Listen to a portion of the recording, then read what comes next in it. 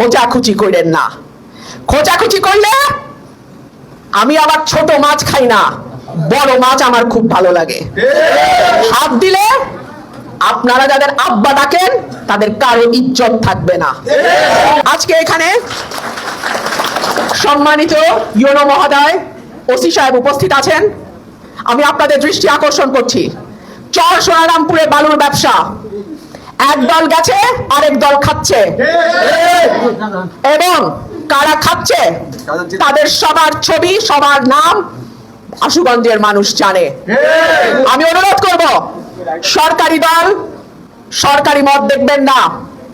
চোর চোরই সে যেই দলেরই হোক, বালুচোর বালুচোরই সে যেই দলেরই হোক, মাদক ব্যবসায়ী সে যেই দলেরই হোক, এইসব চোর লুটেরাদের কারণে দলগুলো ডোবে, দলের সাধারণ কর্মীরা শাস্তি ভোগ করে। আমি অনুরোধ করব, দলমত দেখবেন না, অপরাধী দেখবেন, অপরাধ দেখবেন, এবং আইনের শাসন না বলে কায়েম করবেন।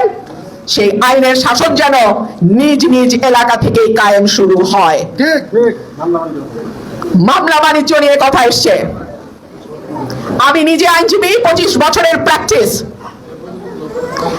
একই এফআইআর হুবহু একটার সঙ্গে আরেকটার কোনো অমিল নাই। আওয়ামী লীগের সরকারের সময় হয়েছে, শুধু আসামির নাম পরিবর্তন হয়েছে। অজ্ঞাতনামা 200 আসামি, 200 আসামির মধ্যে কখনো এই বিএনপির এই লোক, না হলে ওই লোক, ওই লোক জামাতের এই লোক, ওই লোক, এইভাবে মামলা দেওয়া হয়েছে। হয়েছে কি হয় নাই? সেই ধারা কেন 5ই আগস্টের পরেও জারি থাকবে? আমরা না পরিবর্তনের ওয়াদা করেছিলাম? আমরা না আইনের শাসন কায়েম করার কথা বলেছিলাম? আমরা না ন্যায় বিচার নিশ্চিতের কথা বলেছিলাম? তাহলে এখনো কেন এই মামলা বাণিজ্য জারি থাকে?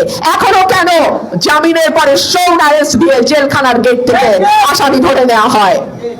আমি সবাইকে বলবো, 5ই আগস্ট সবার জন্যই শিক্ষা। কেউ কেউ বর্ডার পার হয়ে রক্ষা পেয়েছেন, আপনারা কোন বর্ডার পার হবেন চিন্তা করে দেখেন।